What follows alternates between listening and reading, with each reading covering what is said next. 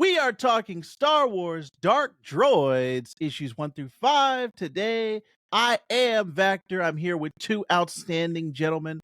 First up, the Star Trek genius, Shaw. How you doing, Shaw? How's it going, everybody? How's it going? Good to be here. Good to be here. And we have Purple Friday, Weaver State's own Tim Costello. How you doing, Tim? Oh, great, Vector. Great. I'm doing wonderful. Perfect. I could not have asked for two better gentlemen to talk Star Wars Dark Droids with me because I know both these guys are great comic book fans and great Star Wars fans. So we're going to have a great talk today. Let's get right into Dark Droids. So this was written by Charles Soule and illustrated by Luke Ross with some covers, some fantastic covers by Lanil Yu. Now, So it's Tim, Soul. It's Soul, not Soleil. It's Soul. Yes. Yeah, it's Soul. Yes. Every time I looked, I was like, Soleil. That would be an interesting pronunciation. But I know Tim Costello is a huge Charles Soule fan. Huge. As Sorry, Shaw's that lightsaber was goes my off. saber. Whoops. Shaw, Sorry about keep that. keep that in your pants, Shaw. Okay. All right, as Sorry Shaw about that. goes off, Sorry about Tim, I know you're a huge Charles Soule fan. Yeah. So when did you first hear about Dark Droids? When did it first come I across came your radar? across, I think it was some Comic-Con or celebration where, because Charles Soule, through his Star Wars run, ever since he started in 2020, has been doing like these like mini arc things. He had War of the Bounty Hunters, Crimson Reign, Hidden Empire, and now Dark Droids. And so everyone was wondering, well, now that that's over, now that trilogy of Kira stories is over, what's next? And then he announced Dark Droids, and everyone was excited because, this is something that could possibly shake the entire Star Wars universe, because what is the Star Wars universe run by? Droids. Everybody's got one. Yes. So, yeah, Yes. very interesting stuff. And Shaw, as everyone can see on your shirt, you are a huge Trekkie and Trek fan. Were you getting some Borg vibes in this Dark Droid story? that. I wanted people to think that this was purely ironic, right? But it was intentional, because absolutely this issue, or this series of 5 issues, really felt to me like it was Star Wars saying, hey, Star Trek, we see you out there. We like what you're doing with the Borg, and we're just going to borrow a little bit of it, and I hope it's okay. So, and it's totally okay in my book, because it works really well, and this is a very excellent miniseries, in my personal opinion. So, but because of the Borg influence, I couldn't help but not wear my Star Trek shirt. Yes. It's I amazing. love it. It's amazing, Factor, you mentioned Borg influences, because I definitely felt that in this story, but I also felt some elements of Terminator, Battlestar Galactica with the Cylons, a little bit of Age of Ultron on the Marvel side. A lot of those technological takeover stories that we're so familiar with throughout this whole thing. And Captain EO. Let's not forget about Captain EO. Ooh. There was definitely some influence there. That is Shaw, everybody. That is the mind of a Shaw, and I love it, and I can't wait for more. I really liked the droid priest, Ajax Sigma. Tim, was this the first time we've seen him, or has he been in other? Yeah, because Ajax Sigma was basically because this dovetailed off of the previous thing, because Hidden Empire dovetailed right into this. But yeah, this is the first time we've seen Ajax Sigma. He looked a lot like the droids that you see on the Halcyon on Galactic Star Cruiser. So I got those kind of vibes from him, but I really like this character. But yeah, first time. Yeah, I really like his whole this is like Tim said, this is have huge ramifications for the whole Star Wars universe overall. This intelligent droid, this kind of sentient droid, and there's a whole faction of them. There's this Ajax Sigma's leading all of these droids that are coming into consciousness, awareness, and that, like Tim said, like the Terminator, it's that Skynet thing, and all of that is fascinating to me. I love that part of science fiction, and so putting it into Star Wars, it's like dipping that peanut butter into the chocolate, Shaw. I love it. I Can I love it ask when a those. question though? Because Yeah. this is a little bit confusing to me, and maybe it's just I'm not as versed in Star Wars as I am in, say, Star Trek. But like, I felt a lot of times that in the Star Wars universe, most droids have sentience. It seems It's like, degree, you know, yeah, because you have C-3PO's distinct personality, you have R2's distinct personality, but I think yes, Ajax is a little bit different because he's like seemed to be operating on a higher level. Um, I agree. I agree. But yeah, like for instance, I mean, we don't want to talk about Rise of Skywalker, but in Rise of Skywalker, there's even a part where 3PO like is about to lose all his memories. It's a whole plot device, but like he looks upon his friends. He's like there's an emotional connection and an attachment to these compadres of his, and like you can see that there's heart behind this metal, if you want to put it that way. Right. So like we've seen it in droids, not just those two main hitters, R2 and 3PO, but it definitely feels like this Ajax character is a step above, like you said, Tim, and really interesting to me because he's got his own little like religious society and like a little like cult of sorts. Yes. yeah. And when I saw him appear, I was like, please tell me he's been somewhere else because this can't be like the first appearance of this character. But Yeah, they had a side story, the D Squad, that was leading off into some other droids and their whole like rebellion. But this is kind of like the biggest thing that we've seen him in, I think, so far. And I can't wait to see more. Like the way this leaves off, the ending of this story, Ajax is definitely feels like he's going to be a bigger player down the road in Star Wars. So yeah, you know, I got to give my hats off to Charles Soule. Anytime I see his name on a book, not only Star Wars, but just any comic in general, I say, all right, I know this is going to be good. Like Yeah. I don't think there's been a comic that he's written that has let me down so far. So Dark Droids is just another feather in his cap. And I think the way that he's kind of with the High Republic and then with just the main Star Wars title, he is the almost like the Dave Filoni of the Yeah. Star Wars comics, where he's like the main person in charge, I think, of shaping what the storytelling is, what the narrative is. So I'm did really you get enjoying. the sense that this particular series was sponsored by Arby's? Because that's kind of the vibe I got, because it seemed like every page, the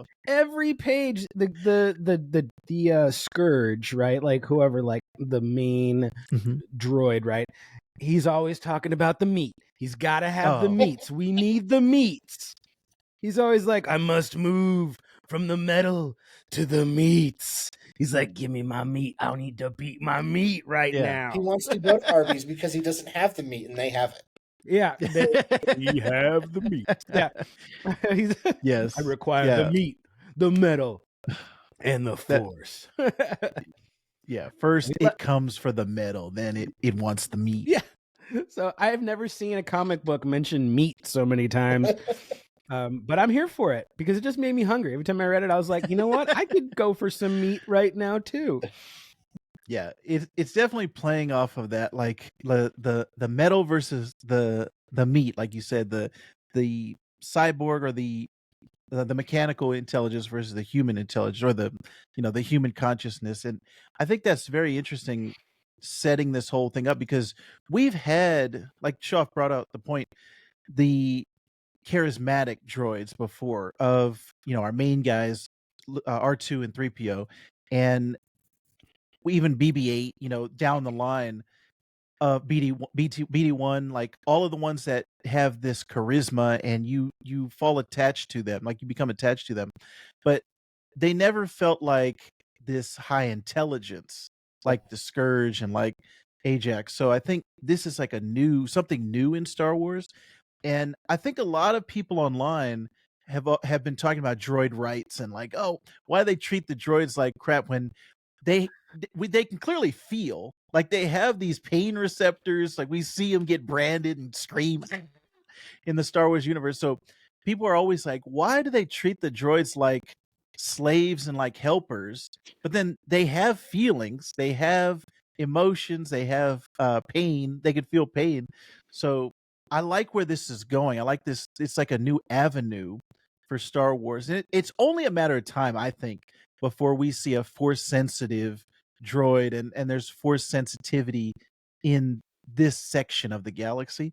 So I like where this is going. I like him trying to learn about the force, jumping into Luke and being like, "Oh, I know what the force is now." So this whole hive mind and hive intelligence I liked was the very progression of interesting. that too. Like, learn like him learning about the Force. Because first we can call it possession.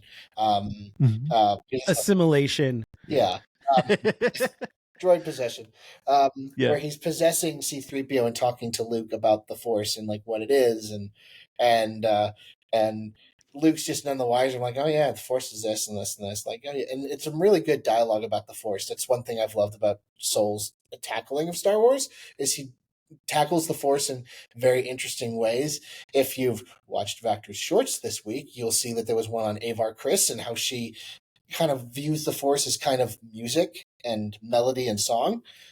So that's a creation of his, and so I've always liked that. And so then when we get to the like, I think the fourth or fifth issue, when the droids were like, "We will become the new Force," I'm like, "What is this? Like, what does this Hmm. mean?" And it just was really, really like entertaining stuff and really interesting stuff for Star Wars to tackle. Because as we Yeah. said, droids are everywhere. Everybody's got a droid. It was only a matter of time before they like rose up against the alien and human population Right. because there's more droids than there are humans and aliens. Right. Right. Yeah. That's all of this stuff is very interesting psychologically to me of this new corner of the Star Wars universe.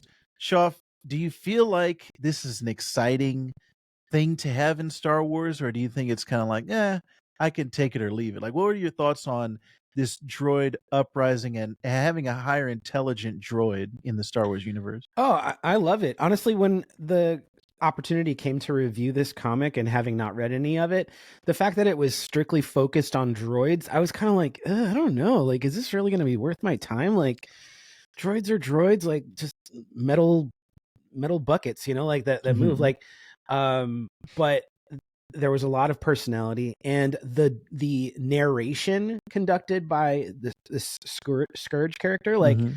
really really fascinating, getting in the mindset of this creature that craves to be sort of like within everything, to be everything, um and that insatiable appetite for it.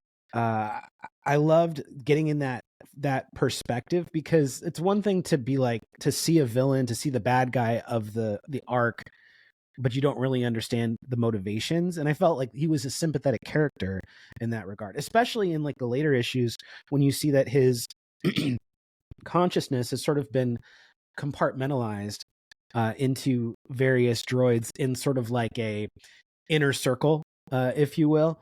And that was really really interesting to see, those aspects of his personality fragmented so that he could interact with them. Because imagine what that would be like for us if we could get into our own brains and sort of unpack all that stuff that's sort of uh, overlapping and leaning on each other. Like, it was such a great way to, and a very effortless approach in how he wrote it, to just make it something that we could see happen in front of us. I loved it. Yeah, and like Tim said, very Ultron-esque, like the formation and Yeah. going into their own bodies and things like that, very Ultron-esque, and I like that too.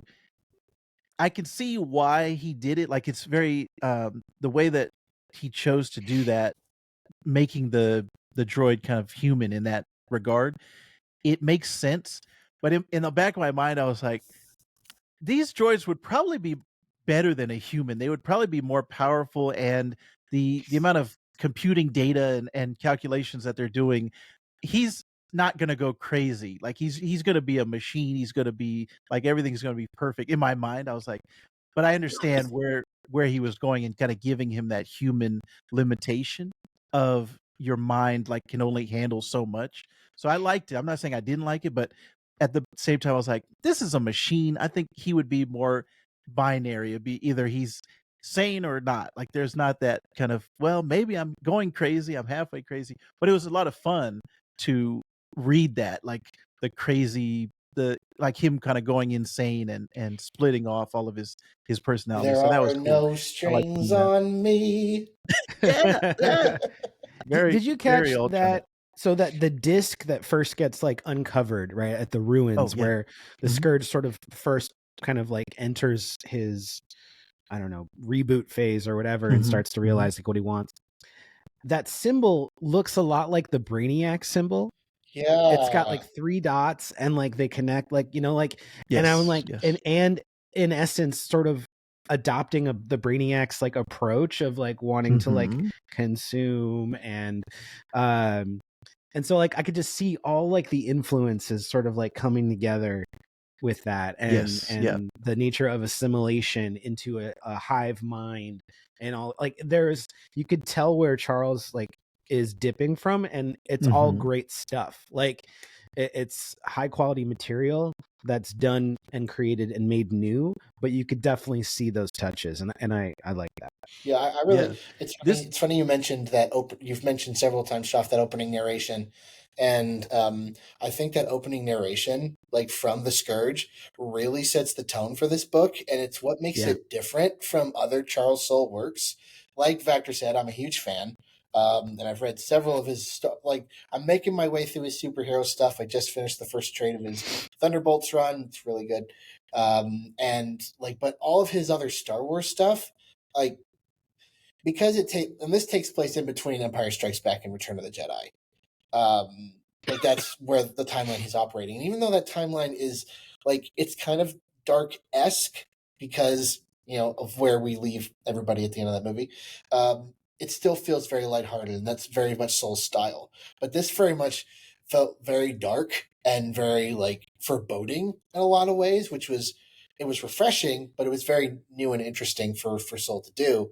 Because every time we get to the Scourge, and when the Scourge is there, he's dark, like he's a dark toned character. The speech bubbles are like purple-ish and dark-ish, and so that darkness was very much pervading this book, and it's what separated it. Because I did read because I do read the Darth Vader and ongoing Star Wars titles as well. So like, and there were some connections, but they weren't like overwhelming where you felt like you were going to miss something. And but it's like reading the Star Wars book, it's still very much lighthearted because it focuses on Lando.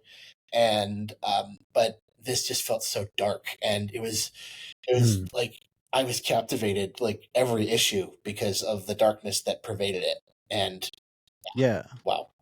It really did a great job setting up the tone, that foreboding tone throughout, and just kind of like you could feel it on your back. Um, we haven't talked about Luke Ross's art in here. He's actually looking through his work. I'm like, I don't remember seeing his name, but then I was looking up his credits and I was like, oh, I've read a lot of the stuff that he's done in the Star Wars universe. He did the Darth Maul story in 2017. Mm. He did the Jango Fett story in 2020, recently, and he did the Thrawn book. So there's a ton of stuff that Luke Ross has been doing in the Star Wars universe, and I think he did another great job here. Like nothing, nothing about his art I can say is not good.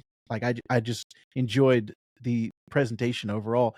Shoff, did you have any qualms with his art, or are you No, liking it? no, I loved it. I loved it. There was some great the way it was framed. There was a lot of very cinematic touches to it. And I loved also the first person point of view of the droid Yes. Yeah. eyes, like Mm-hmm. when you're like seeing like what kind of hijinks they're getting into. I loved that. I loved the expansiveness of some of the space shots where like the shuttle has the Mouser droid just like sliding off the wing, and then like just like yeeting itself over to the Republic frigate. Like I loved all of that. It was so great. So very enjoyable, very enjoyable. The Vader scenes were really cool. I also loved the look of the the Imperial Star Destroyer that got totally like Oh, I love that Borgified. ship. I love that ship. That was so So cool. cool. Called the Scourge One. Oh Yeah. man, I was like, this is sick. If I saw that in space, I'd freak the hell out. Yeah, that would I would go the opposite direction. Be like, nope, Warp 9, turning guys. around. And this is something that they could bring back. Like this could be like the Borg in Star Trek. Like it could be a villain that, you know, when you say Scourge, okay, we know, or it's almost like in Halo, like the Flood. Like when you say that name, then people kind of get, oh, this is a heavy hitter. This is something not to be played with. And it's going to be very difficult to take them out. I think Charles Soule has set up now, kind of in this universe, like the threat of droids and what can happen if you take over the whole network of droids. So there's some really good stuff here. Tim, I forgot to ask you, have you read any of Luke Ross's other stuff that he did? Any of his other books that he illustrated? What were they? Jango Fett, Thrawn, and Yoda. I've started reading Yoda. I haven't read it. I Okay. haven't finished it yet. Art's good there. I mean, the art here is great. As I've said on other podcasts that I've been on of yours, if it's screen capable, then it's good for me. Because I read my comics digitally, and so if a piece of art or image looks good enough to screen cap, then it's good for me. This had a lot of them. Anytime the Scourge was on a page, whenever we get these armies of droids, with the purple eyes, and was just wonderful seeing all these droids come together. And like D Squad does factor in a little bit into this story. But what I've loved about because I'm a dad and have other commitments, I'm not able to read all the books that I want to, so I limit it to the Star Wars and the Darth Vader. And so, but even just reading those, I don't feel like because even though this is a story that is going throughout the Star Wars comics, I never feel like with this or the Bounty Hunters, Crimson Reign, and Hidden Empire, I never feel like I'm out of the loop. Which is always refreshing when reading an event comic like this, because often when you read event comics, you feel like, well, I feel like I'm missing something here. Like that's why people don't like to read them. And so, but with Soule, he always manages to help you feel like you're not totally lost. Like here's what's going on here, here's what's going on there. You can read it, but you don't have to. And that's what I've always. That's a great point, and I think Shoff and I also, we just read this. We're not kind of dipping our toes into all the other Star Wars books, so that's a great point. This is you don't need anything else specifically. If you do read those other books, it's like you get a little background and filling in some of the universe, but just sticking with Dark Droids, we didn't have any issues. It was a clear told story, and I think that is very important because that's actually a really big problem, I think, right now with mainstream comics in general, Marvel, DC, Image, getting new readers to come in and getting people to kind of stick around and not feel like it's that the stigma of going into the comic book shop and it's a bunch of sweaty nerd guys and the comic book guy from The Simpsons, and it's like you can't get into it because droid ever. you haven't read